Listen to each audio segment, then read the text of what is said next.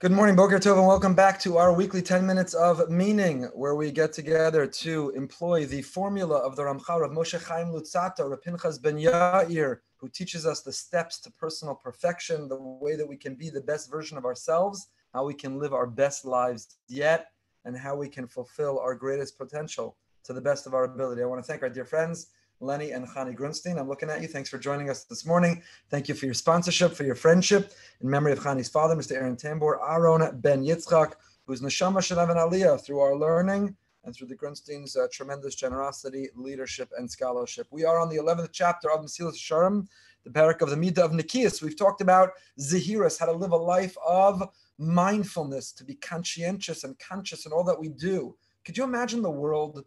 Imagine what the world would look like, what our relationships would look like, what our physical health, mental health would look like if we simply actually thought before everything that we said or did.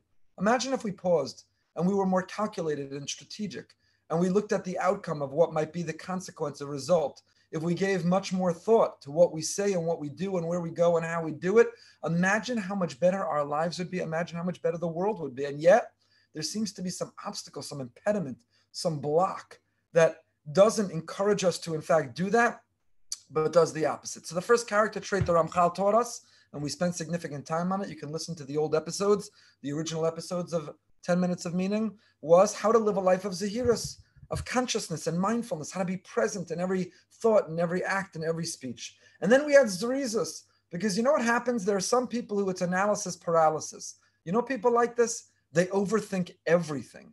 They're so caught up in the world of Zehiras, of mindfulness and consciousness, that you say, okay, it's time to actually do something now. Say something, do something, go somewhere.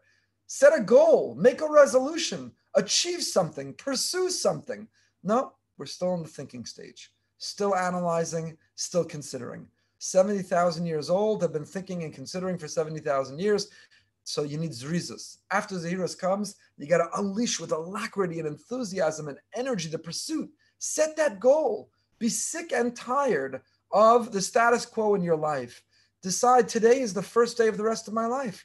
I'm not eating like that anymore. And I'm not going to sit around like that anymore. And I'm not going to give in to my anger, my impulse, my anxiety, my envy, my arrogance anymore. And I'm not going to hurt my relationships or sabotage my success anymore. Set a goal, make a resolution, and Zerizas, unleash the best of yourself to go pursue it. Make a plan and measure it, and be able to celebrate the accomplishment of achieving who you could be, who you're meant to be.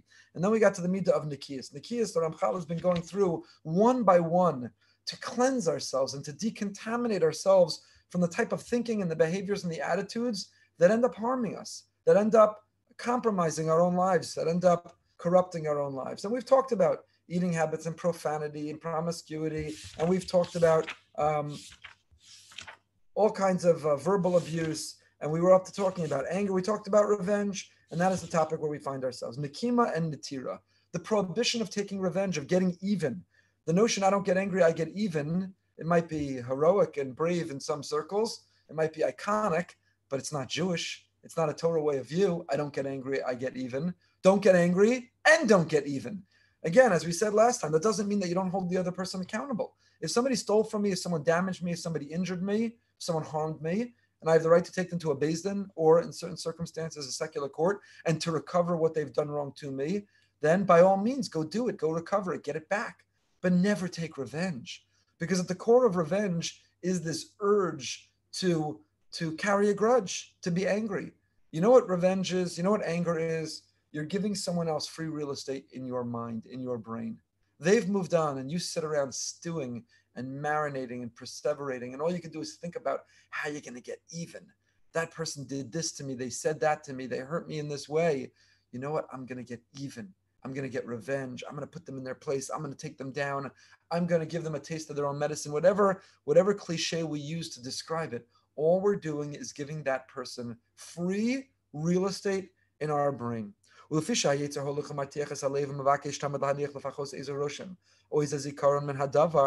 The evil inclination, the Eight Sahara in this way, inflames the heart, and it seeks to keep alive at least some trace or recollection of what happened.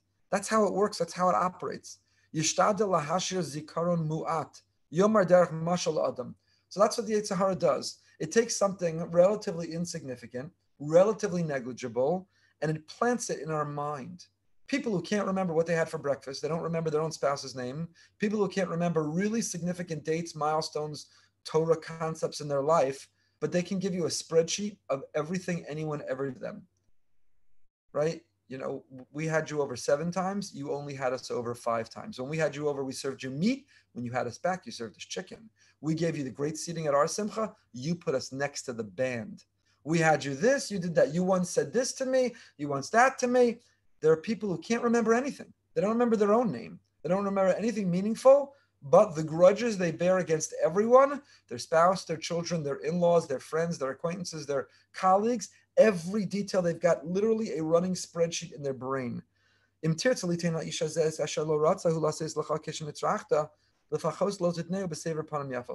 the Eight Sahara says is, I remember once I needed to borrow some sugar from the neighbor. And the neighbor said, nah, no sugar for you. So now the neighbor needs something from you. And you say, well, I'm not going to violate revenge by saying no or by reminding you. But you know what I'm going to do? I'm going to do it with a frown. I'm going to do it with a grudge. I'm going to do it with a little bit of a fabis and a punim. I want you to know that I'm lending you the sugar, but I want you to know that I haven't forgotten that 17 years ago, you didn't lend me the stick of butter, the quart of milk. Or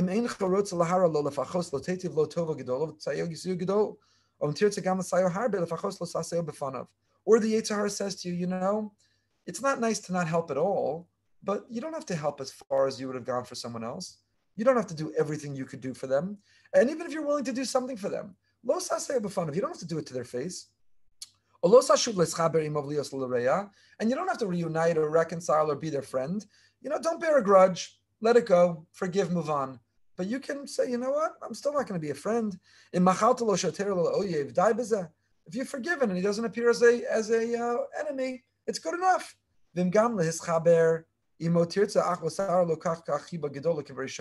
even if you're willing to reunite with that friendship, you're going to be guarded. You're going to be careful. I'm not going to be as loving. I'm not going to be as affectionate. I'm not going to confide as I once did. So what the Ramchal is communicating to us is that the Eight Sahara is conniving.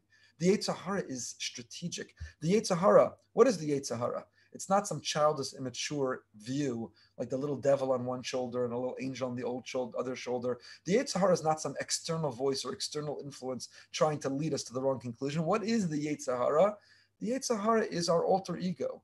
The Eight Sahara is the voice inside our own head that doesn't represent the best of who we are. The Eight Sahara is the one that is not the best version of us. So that little Eight Sahara has this incredible, really creative way of thinking. It remembers the Yetzer Tov, the good inclination, the best of us lets things go. The best things of us moves on. The best of us doesn't bear a grudge because you know what? The longer you hold it, the heavier it becomes. I love to tell the story. I've told it so many times. The professor in the front of the classroom who's holding up a beaker of water and turns to the class and says, how much does this beaker weigh? So one student raises his hand, 3 ounces, professor, 3 ounces. Another student says, 7 ounces, 7 ounces. Another says, 1.5 pounds. And the professor looks and he says, right, and right. So the student, this is a group of scientists, budding scientists, says, what do you mean they're all right? There's an objective, absolute weight to the beaker of water. How could they all be right? So the professor said, you're all right.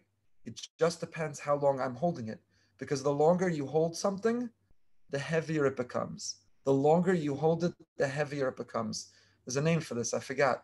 If you do workouts, you can do bicep curls, or you can, let's say tricep or whatever, and you can just hold the weights there. I forgot the fancy name for it. And when you hold them there, so you're holding 5-pound weights. 5-pound weights is nothing. Big gavra, a little flex. I can hold 5-pound weights. Yeah, you can hold 5-pound weights. For how long? You do a plank. You do a plank for the first 4 seconds. Do the plank. You say, this is no big deal. I can do the plank forever. 30 seconds into the plank, you're vibrating, shaking, sweating. Your heart's jumping out of your chest. Your blood pressure's through the roof. The longer you hold it, the heavier it becomes. And the same is true with a grudge. The same is true with a grudge. Someone said something insensitive. Somebody did something insensitive. Somebody omitted to do something they should have done. They didn't follow up. They didn't meet you where they said they were going to meet you. They didn't do what they said they were going to take care of. They didn't come through in the way they were going to come through. They didn't make you feel good about your simcha or comfort you in your time of mourning. They messed up. They messed up. So do you give the benefit of the doubt? Do you move on? Because if you hold on to it and you register it and you calculate it and you keep track of it, the longer you hold it, the heavier it becomes. And I promise you that other person has moved on. I promise you the other person's not thinking about it. I promise you the other person's life hasn't changed an iota a bit, but the longer you hold on to it, the heavier it becomes and the more it weighs you down. But the Eight Sahara, the worst part of us says, don't listen to that. Forget that stupid story about a beaker and don't listen to that idea. It's not true. You deserve to be treated and honored and respected. And therefore, you need to hold on to that calculation. Maintain the spreadsheet. Back it up. Save it to the cloud. You need to keep the spreadsheet of exactly who harmed you and how they harmed you and when they harmed you and what you're going to do to get even. The Eight Sahara, the worst of us, says hold on to it. And you know what? You're not going to get even, but you don't have to love them. And if you're going to love them, don't love them the way you used to love them. And if you're going to help them, only help them a little bit, not as far as you could help them. So the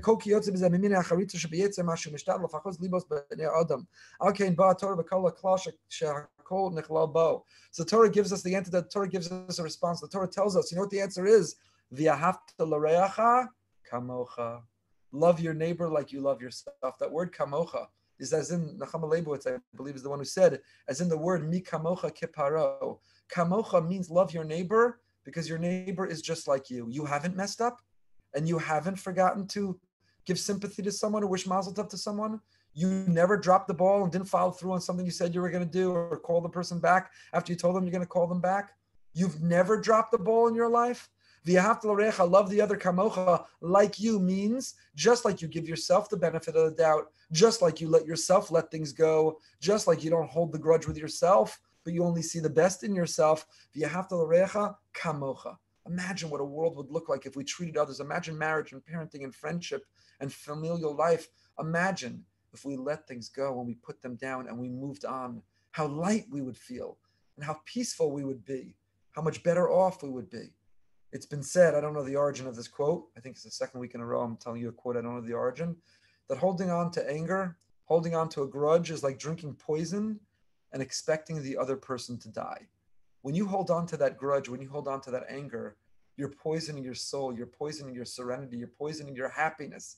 It's like drinking poison and expecting the other person to die. The other person, you know what the word, you ever not talking to somebody and the worst part is they don't know you're not talking to them? It's a horrible feeling. You're like going out of your way to be cold and not talk to someone because you're really passively aggressively letting them know that you've been hurt. And it's so obnoxious that they don't even realize you're not talking to them. It's like drinking poison and waiting for the other person to die. Let it go. Move on. Reconcile. Work it out. Bring it up, but with the spirit of trying to figure it out. Because v'yahavta l'recha kamocha. Kamocha mamash, says the Mesillas Yesharim. The other person's like you. See yourself in them. See the parts of them in you. Just like you give yourself the benefit of the doubt and move on, so too you could do it with them. Living with Emunah begins in 15 minutes in all the same channels. If you're on YouTube, please subscribe to our YouTube channel. Tonight, 9 p.m., Behind the Bima, special guest, the king, the father of Jewish radio and Jewish podcast, the great Nachum Siegel. Very excited, 9 p.m. tonight. See everybody back here in 15 minutes. Have a wonderful day, healthy, happy, and holy.